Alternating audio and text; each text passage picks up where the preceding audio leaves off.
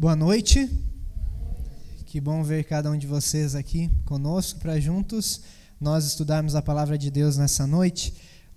Como é que foi o dia de vocês? Bem? Todo mundo passou o dia bom?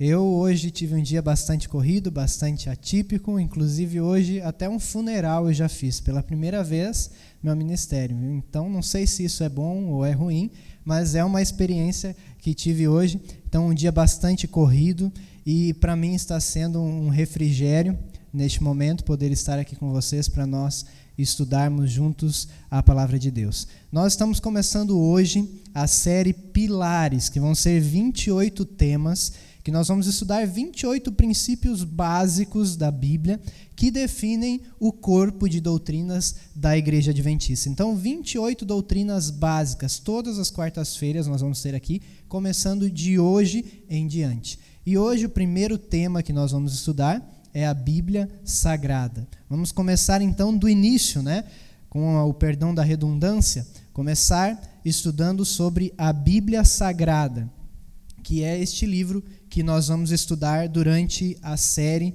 Pilares. A Bíblia é um livro muito interessante. A Bíblia, ela tem mensagens para todos os momentos da nossa vida. Quando nós estamos felizes, nós podemos abrir a Bíblia no livro de Salmos, no livro de Provérbios e nos alegrarmos juntamente com o que a Bíblia nos diz. Quando nós estamos tristes ou enlutados, como foi o caso da família que eu presenciei hoje, nós podemos abrir a Bíblia e encontrar conforto ao nosso coração. Quando nós estamos preocupados, ansiosos, a Bíblia sempre tem uma resposta para as nossas necessidades. E hoje nós vamos estudar um pouquinho mais sobre este livro tão especial, a Bíblia Sagrada. Deixa eu testar aqui se está funcionando. Certo? Então, nenhum livro foi jamais tão amado, tão odiado, tão reverenciado e tão perseguido quanto a Bíblia. Então, a Bíblia, ela de cara, nós já temos que assumir que a Bíblia é um livro diferenciado. Nós, e quem estuda a Bíblia comigo sabe que eu sempre comento isso, nós temos que concluir que, apesar de ser um best-seller, nós olhamos para outros best-sellers que nós temos hoje, aí você pode imaginar vários livros que já foram vendidos milhares e milhares de exemplares, mas nenhum deles tem o poder de transformar vidas. Somente a Bíblia tem o poder de transformar alguém que estava nas drogas em alguém totalmente são novamente. Alguém que era corrupto, que era um criminoso, em alguém de bem. Se você der um livro, qualquer outro livro best-seller que nós temos por aí, ele não vai transformar a vida dessa pessoa. Mas a Bíblia, sim, tem o poder de transformar corações, de transformar pessoas. A Bíblia é um livro especial, um livro diferente. De cara, nós já temos que concordar nisso, que realmente algo de diferente tem neste livro. E nós vamos nos debruçar para entender um pouquinho mais como que a Bíblia funciona, o que a Bíblia tem, como ela foi formada, como que funcionou esse processo e qual é a validade dela para os nossos dias de hoje.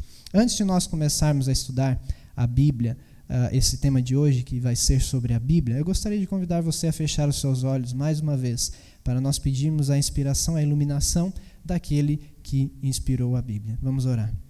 Querido Deus, muito obrigado, Senhor, porque nessa noite nós temos o privilégio de estar em Tua Santa Casa para ouvir a voz do Teu Santo Espírito falar ao nosso coração.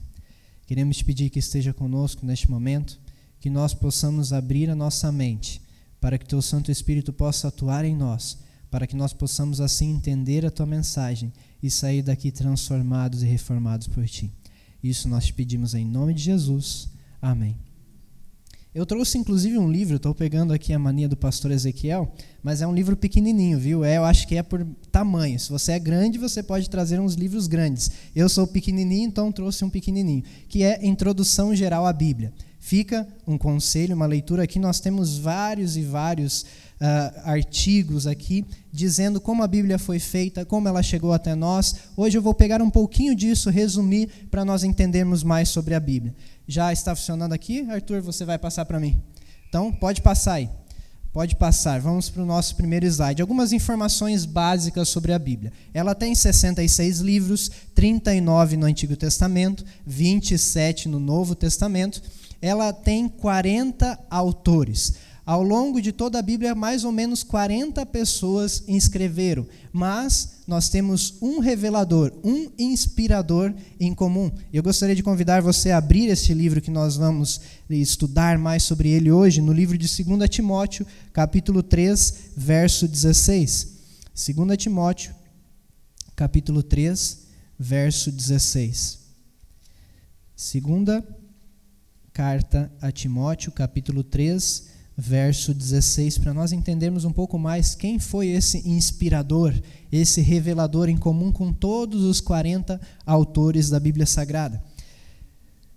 2 Timóteo, capítulo 3, verso 16, nós encontramos ali Paulo dizendo ao jovem pastor Timóteo o seguinte: toda a Escritura é inspirada por quem?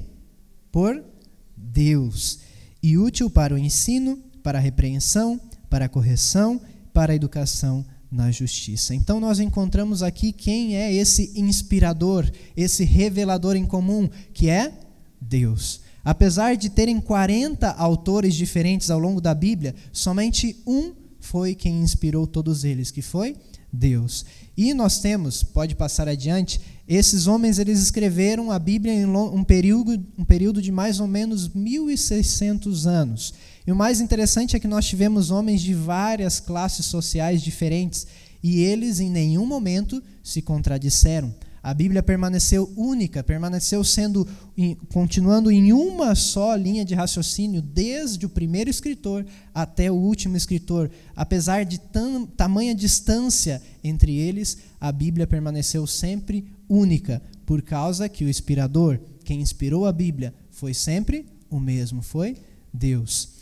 Também, podemos passar adiante, nós vamos estudar aqui o Antigo Testamento. Antes disso, para nós salientarmos a língua original da Bíblia, que são três na verdade, mas duas principais. O Antigo Testamento foi escrito na língua hebraica e o Novo Testamento na língua grega. Então nós temos alguns trechos de aramaico em ambos os testamentos, mas são pequenininhos. Em suma, o Antigo Testamento foi escrito na língua hebraica e o Novo Testamento em grego. Então hoje nós temos traduzido para a nossa língua e milhares de outras línguas, mas nem sempre foi assim. Nós vamos aprender um pouco mais sobre isso também. Revelação. A Bíblia é fruto de revelação de Deus para nós. Mas o que é revelação?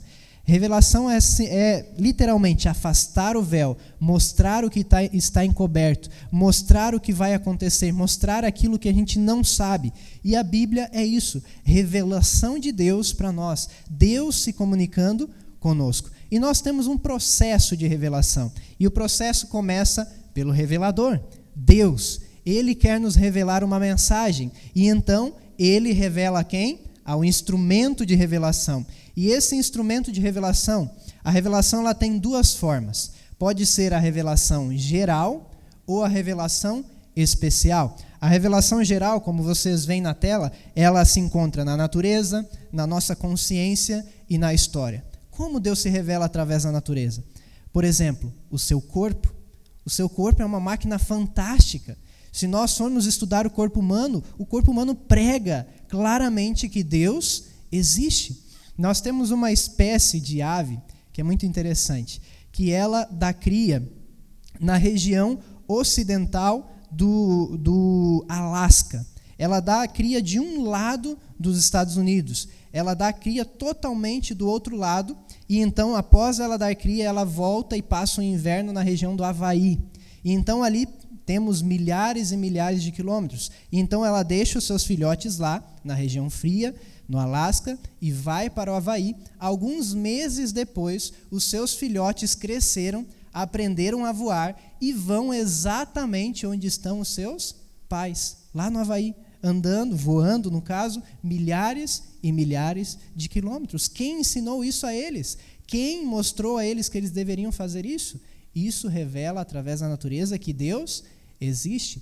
A nossa consciência também. Todos nós temos uma gravaçãozinha dentro de nós que realmente foi abalada com o pecado, mas que ainda existe para distinguir entre o bem e o mal. Ali Deus se revela também para nós, pela natureza, pela nossa consciência e também pela história. Se nós formos avaliar a história e ver vários feitos maravilhosos que Deus fez na sua vida mesmo, na sua vida, quantas vezes Deus já atuou que você sabe claramente que foi Deus? Deus se revela também através da história. E nós também temos, além da revelação geral, a revelação também especial, que aí nós encontramos a Bíblia, nós encontramos os profetas e nós encontramos a maior revelação de Deus, que é Jesus. Revelação especial. Quando a revelação geral, ela não consegue cumprir totalmente o seu papel, porque eu vejo na natureza, eu vejo na minha consciência, eu vejo ao meu redor na história que Deus existe, que Deus realmente ele se revela para mim, mas eu por essa revelação geral, eu não sei o que Deus quer de mim, eu não sei o que Ele quer que eu faça, o que eu não faça, a não ser o que está gravado na minha mente. E então, por isso, precisamos de revelação especial, que é Deus conversando especificamente conosco, através dos seus servos, os profetas, através da Bíblia e através principalmente de Jesus Cristo. Então, dessa maneira Deus revela, e nós temos ali os instrumentos de revelação. E por último, no terceiro estágio, nós temos o receptor desta revelação, que somos eu e você. Que se nós aceitarmos essa revelação, se nós ouvirmos essa revelação, então a revelação de Deus para nós vai estar completa, vai ter alcançado o seu objetivo. Vamos adiante. Nós temos teorias de inspiração bíblica, porque você sabe que a Bíblia foi inspirada por Deus, mas como foi essa inspiração? Será que foi algo mais ou menos psicografado, que o Espírito de Deus tomou conta do corpo do profeta e ele começou a escrever sem saber o que estava acontecendo? Será que Deus ditou para ele o que ele deveria escrever? Eu tenho aqui algumas teorias, vamos ver quais dessas você acha que é a correta. Qual dessa você acha que é a correta? Primeira, teoria da intuição. Ela prega que a Bíblia é uma produção totalmente humana, fruto da imaginação humana, da intuição humana. Segunda teoria, nós temos a teoria parcial, que diz que apenas algumas partes da Bíblia foram inspiradas. Ou seja, Deus inspirou algumas partes, mas outras não. E aí pode ser muito fácil, porque eu posso pensar, olha, a parte que eu gosto, Deus inspirou. A parte que eu não gosto, não, isso aí Deus não inspirou não, isso aí era o profeta falando ali. Não foi a humanidade dele, não foi Deus. Temos essa segunda teoria. Terceira teoria, teoria do ditado, que Deus ditou exatamente o que está na Bíblia. Que ele veio ali, apareceu ao profeta e ditou, agora escreve, pega a caneta e papel e escreve aí. E então, ele ditou exatamente o que o profeta deveria escrever. Outra teoria, a teoria verbal, que diz que Deus controlou todo o processo, inclusive escolhendo as palavras que deveriam ser usadas. É muito parecido com a teoria do ditado. Essa teoria diz que não foram os escritores que foram inspirados, mas sim o quê? As palavras. Então Deus escolheu minuciosamente cada palavrinha da Bíblia, inspirando sim as palavras e não os escritores. E por último, nós temos a teoria ideológica, que o conteúdo da revelação é divino, ou seja, as verdades que Deus revelou, que seja também as ideias que Deus tinha, essas sim eram inspiradas. Porém, a forma, ou seja, o estilo literário ou as palavras usadas, essas foram humanas. Então, essa teoria nos diz que Deus, ele inspirou os homens e não as palavras. Ou seja, essa teoria diz que Deus deu a visão, mostrou o que eles deveriam falar, mostrou o que eles deveriam contar ao povo, e então depois os profetas, na sua língua, com a sua cultura, com o seu jeito de escrever, escreveram a Bíblia. Qual dessa vocês acham que é a mais coerente? A última? Vamos ver se vocês acertaram? Exatamente. Nós, adventistas do sétimo dia, cremos na teoria da inspiração ideológica. Os profetas não foram robozinhos, não foram ali, não tiveram personalidade nenhuma. Não, eles tiveram. Eles escreveram de acordo com a sua cultura, de acordo com a sua época. A Bíblia, ela é palavra humana para feitos e notícias divinas. Então, Deus inspirou os profetas, inspirou a mensagem, a ideia, e não as palavras. Por isso que nós encontramos, na nossa tradução em português não é tão visível, mas se nós formos às línguas originais, nós vamos ver que existem várias diferenças de cultura. Alguns são mais cultos, consequentemente é um pouco mais difícil de entender, e isso dá para nós vermos mesmo na língua portuguesa. E outros é uma linguagem bem simples, uma linguagem mais popular, porque era o profeta que era inspirado, mas não as palavras. Então vamos adiante para nós entendermos um pouquinho mais. Será que a Bíblia é confiável? Será que nós podemos confiar na Bíblia? Se a Bíblia foi escrita há mais ou menos, terminou de ser escrita há mais ou menos 2000 anos atrás, mais ou menos ali no ano 90 depois de Cristo, será que não mudou nada até hoje? Ou talvez os trechos que foram escritos 1500 anos antes de Cristo, será que não mudaram nada até hoje? Será que nós podemos confiar na Bíblia que nós temos na mão hoje? Será que esta Bíblia que nós temos hoje, será que o nosso Antigo Testamento era o mesmo Antigo Testamento que Jesus tinha? Será que nós podemos confiar na Bíblia? Eu gostaria de responder essa pergunta e essa inquietação com um relato histórico. E eu gostaria de contar para vocês sobre os manuscritos do Mar Morto. Estes foram manuscritos, talvez você já conhece, que foram encontrados a partir do ano de 1947 em Qumran, próximo ao Mar Morto. Ali, pode passar adiante, foram encontrados 11 cavernas, e dentro dessas cavernas, ali, vários fragmentos e vários rolos de muitos documentos, de muitos livros daquela época, mas também muitos rolos e fragmentos bíblicos, de textos do Antigo Testamento. E esses livros, eles foram datados de 250 a.C. até 68 depois de Cristo. Nós encontramos ali o livro de Isaías praticamente completo. Nós encontramos o fragmento mais antigo, é o fragmento do livro de Êxodo, que foi datado do ano 250 a.C. E aí nós poderíamos dizer, e quando isso foi descoberto, muitas pessoas disseram, pronto, agora nós vamos desmascarar a Bíblia, agora nós vamos provar de que a Bíblia mudou, de que realmente o que eles diziam e pregavam antigamente mudou muito nessas traduções, nessas cópias, e hoje a Bíblia está totalmente diferente. Mas, ao estudarem profundamente esses fragmentos, esses pergaminhos, eles encontraram o quê? Que a Bíblia estava praticamente igual, idêntica. Algumas mudanças periféricas, mas que não alteraram em nada o seu conteúdo teológico. A Bíblia que Jesus leu, o Antigo Testamento que Jesus leu lá há 2000 anos atrás, é o mesmo Antigo Testamento, é a mesma Bíblia que nós lemos hoje.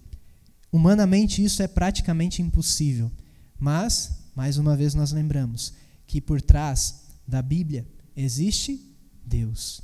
Deus cuidou para que nós hoje tivéssemos a verdade completa, tivéssemos o caminho por onde seguir, assim como as pessoas antigamente também tinham.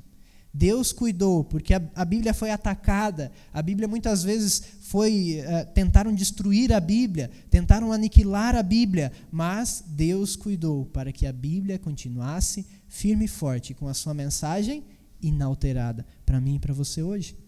Então, a Bíblia não mudou.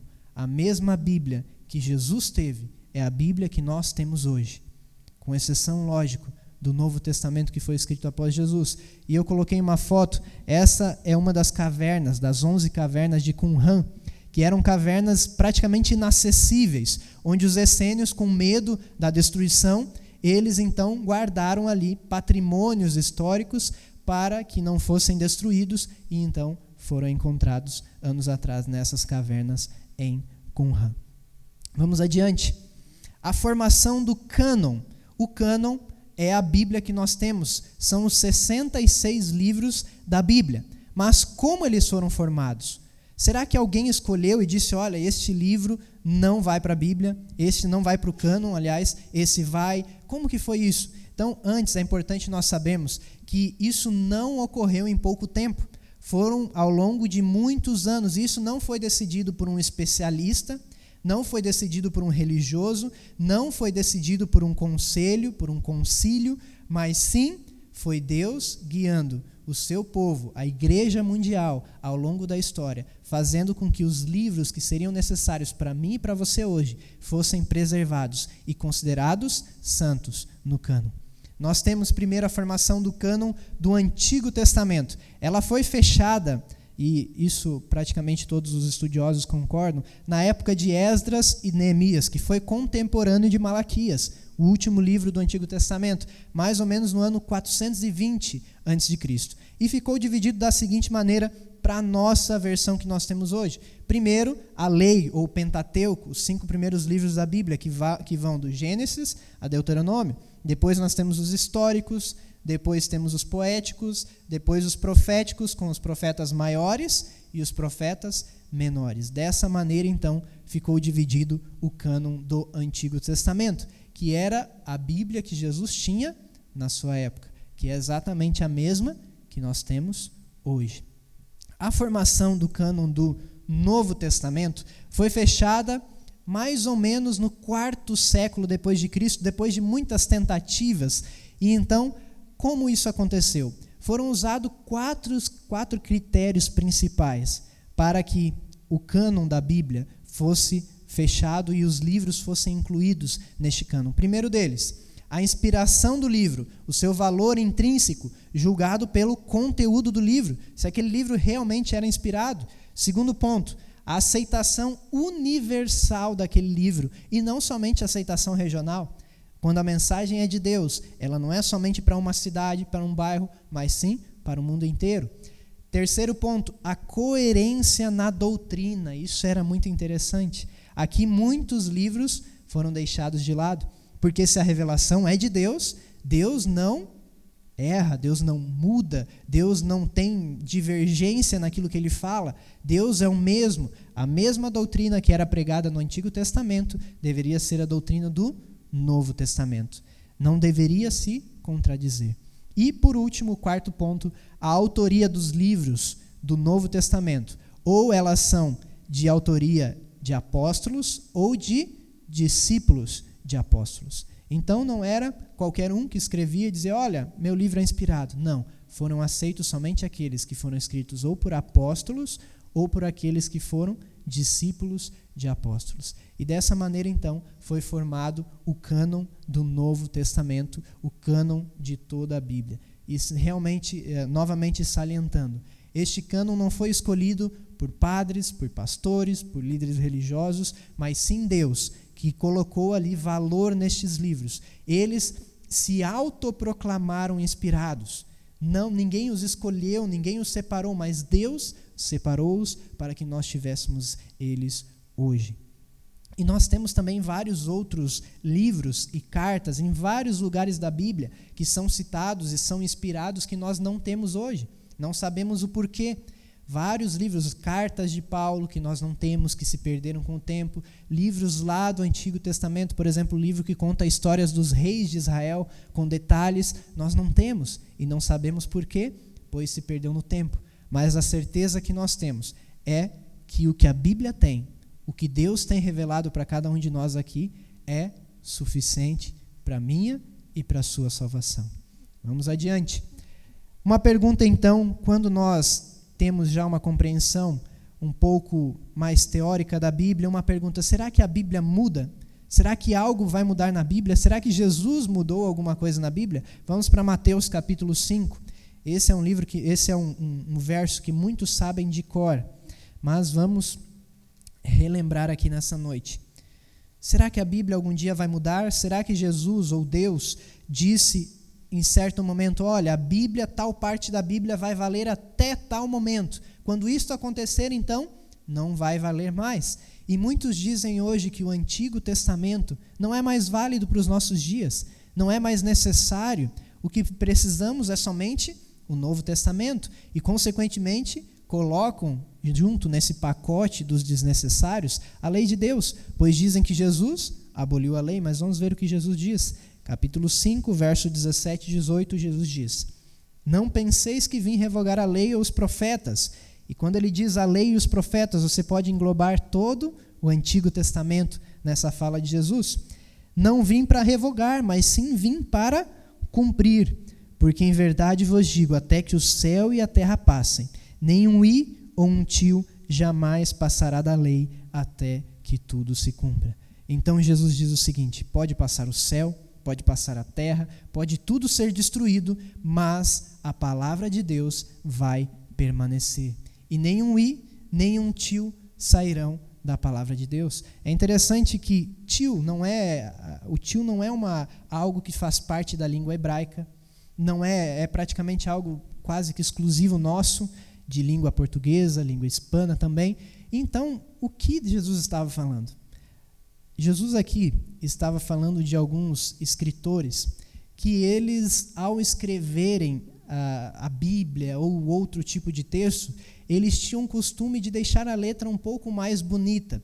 E trazendo para a nossa linguagem, se eu fosse desenhar um A, eu faria uma perninha ali, usando a cultura daquela época, eles fariam uma perninha e nessa perninha desenhassem ali talvez uma flor, talvez uma rosa, um coração, algo assim, para deixar a escrita mais bonita. Aquilo era bonito naquela época. E então Jesus diz o seguinte: mesmo esse enfeite, mesmo essa coisa que é totalmente desnecessária no texto, não vai mudar.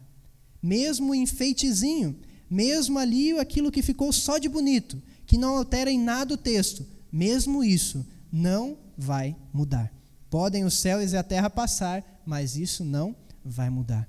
Então a certeza que nós temos é que Deus não muda. A Bíblia nunca vai mudar. E ela sempre permanecerá assim como ela está hoje na sua mão. E é assim que nós devemos segui-la. E nós também temos uma importante compreensão que está no livro de Tiago, capítulo 1, verso 22, que é importante nós termos isso em mente ao estudarmos a Bíblia.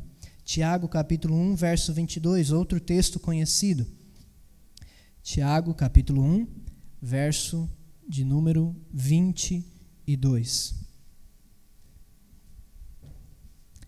Tiago, capítulo 1, verso 22.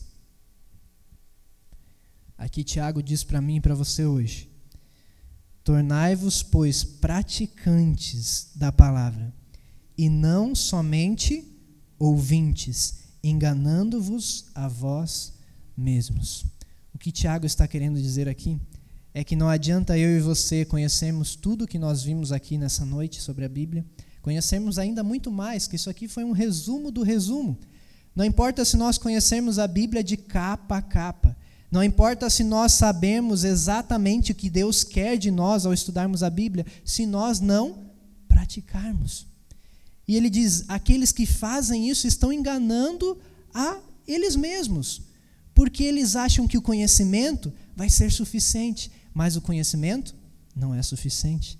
Não adianta nós conhecermos toda a Bíblia, não adianta nós conhecermos como ela foi formada, como ela é, nós temos certeza de que ela não muda, nós temos certeza de que ela é confiável, nós sabemos o que Deus pede para nós fazermos lá, mas se nós não praticarmos, de nada adianta, de nada serve.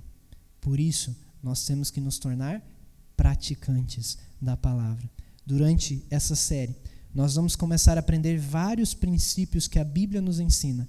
Há algumas coisas que nós devemos fazer, algumas coisas que nós devemos deixar de fazer, tudo para que nós possamos ser mais felizes já aqui nessa terra e para que nós possamos fazer a vontade de Deus.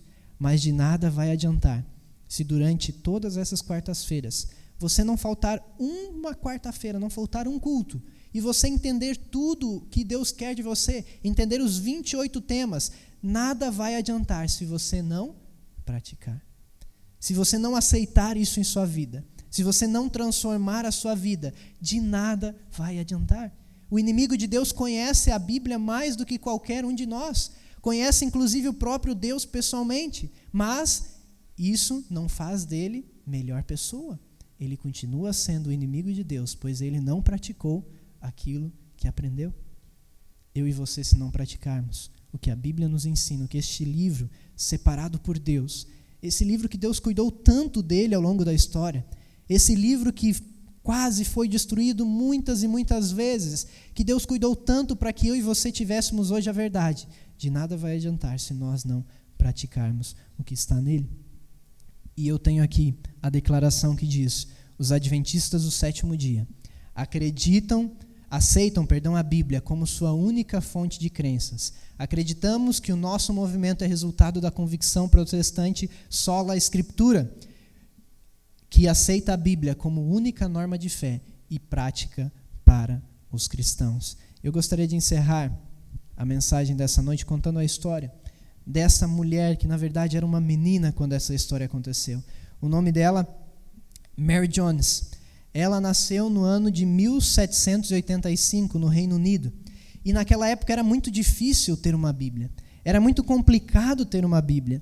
E então, ela ia com seu pai, que era doente, a uns cultos que aconteciam à noite, o que não era normal. Mas como seu pai era doente, ela o acompanhava para que nada acontecesse no percurso e seu pai estivesse sozinho.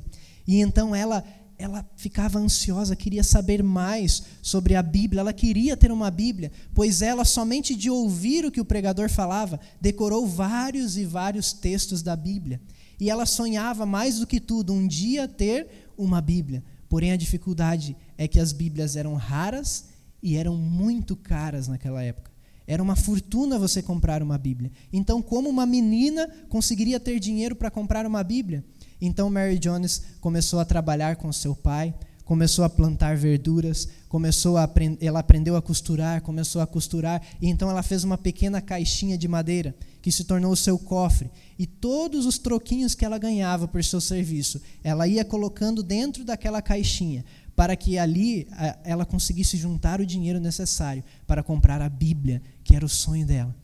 E então Mary Jones, após 6 anos de trabalho, juntando o seu dinheirinho para comprar a Bíblia, ela chegou ao valor necessário.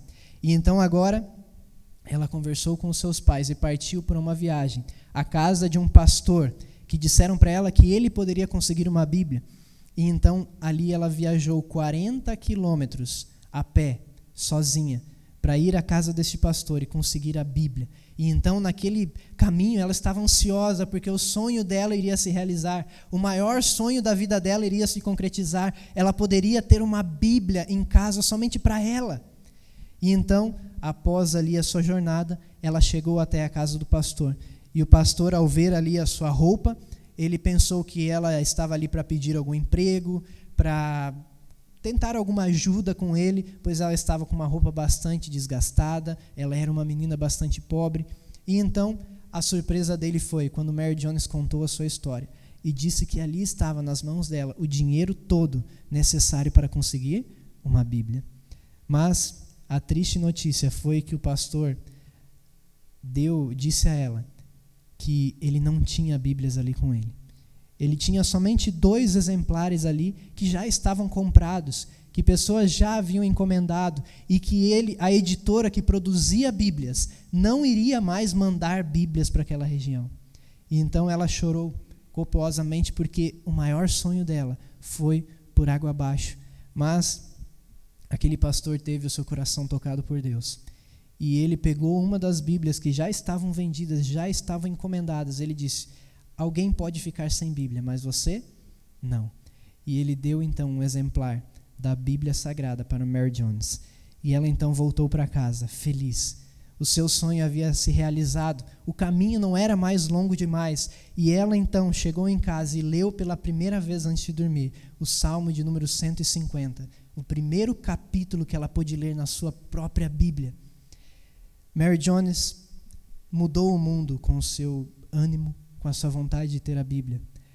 Alguns dias depois, aquele pastor foi numa conferência em Londres. Lá ele contou a história de Mary Jones e fez um apelo a todos que ali estavam para que eles pudessem fazer uma força, um movimento para que as Bíblias se tornassem mais acessíveis, porque as pessoas estavam com sede do Evangelho. E algum tempo depois, fruto daquela mensagem, fruto da história de Mary Jones, surgiu a Sociedade Bíblica Britânica, a primeira sociedade bíblica do mundo, com o objetivo de levar Bíblias a todos com um preço acessível. Se não fosse por Mary Jones hoje, você não teria na sua Bíblia esse símbolozinho aqui embaixo que fala Sociedade Bíblica Brasileira. Provavelmente, Deus com certeza usaria outros meios, mas talvez você não tivesse a Bíblia em mãos hoje, ou você tivesse que pagar muito caro por ela.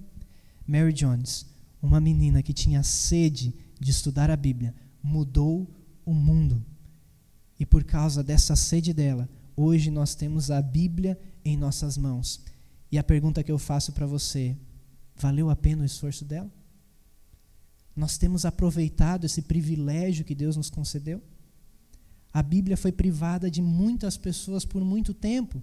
Muitas pessoas sonharam ter este livro nas mãos livremente. Sonharam poder ter esse livro em suas casas para lerem o dia todo, se for possível. Muitas pessoas morreram para que esse livro estivesse na sua mão hoje, estivesse aqui na minha mão hoje. E o que nós temos aproveitado? Será que nós temos estudado esse livro? Será que nós temos a sede que Mary Jones tinha de estudar a Bíblia? Será que nós temos a sede que os mártires tinham de estudar a Bíblia? Será que nós temos feito valer este sacrifício que muitas e muitas pessoas fizeram para que nós pudéssemos conhecer a verdade hoje? O apelo que eu faço para mim e para você nessa noite é que nós estudemos esse livro, que nós possamos ouvir o que Deus quer nos falar através desse livro, que ele não seja somente um livro para ficar aberto na nossa sala, para pegar poeira na nossa estante, um livro somente para trazer à igreja e usar quando o pastor pede para nós lermos alguns textos. Que este livro seja o seu livro, que você o conheça, que você estude-o e, como Tiago disse, o mais importante, que você pratique o que ele ensina, para que você um dia possa conhecer a história e ouvir a história pessoalmente da boca de Jesus, lá nas mansões celestiais. Vamos valorizar mais este livro, vamos estudá-lo, vamos dedicar a nossa vida a entender e aprender o que Deus quer de nós. Durante essa série, e começando hoje, quando você chegar em casa, estude mais a Bíblia. Pessoas morreram para que você pudesse tê-la em suas mãos. Jesus morreu para que você pudesse tê-la em suas mãos e ter também a salvação. Não fique indiferente a esse convite. Estude e aceite o que a Bíblia tem para você. Amém? Vamos colocar em pé e cantarmos o hino Permaneça em Mim. Vem, ó Senhor, em mim habitar, pois quero ser templo teu. Quando eu sair desse lugar, que Jesus permaneça em mim. Permaneça em mim. Permaneça em mim, permaneça em mim, meu Senhor, permaneça em mim. Feche seus olhos, vamos falar com Deus. Querido Deus, muito obrigado, Senhor, porque nessa noite nós entendemos e aprendemos um pouco mais sobre Teu santo livro. Queremos te pedir que o Senhor nos ajude a não somente conhecermos Ele, não somente ouvirmos mensagens sobre Ele, mas que nós possamos praticar aquilo que Ele nos ensina. Que nós possamos, em nosso dia a dia, desfrutar dessa bênção tão grandiosa que nós temos de ter um livro destes em nossas mãos. Que nós possamos nos dedicar a estudá-lo e fazer o que Ele pede a cada um de nós. Esteja conosco agora, voltarmos aos nossos lares. Guie-nos e guarde-nos. Isso nós te pedimos em nome de Jesus. Amém. Deus abençoe a todos, uma boa noite. Estarei à porta despedindo-os.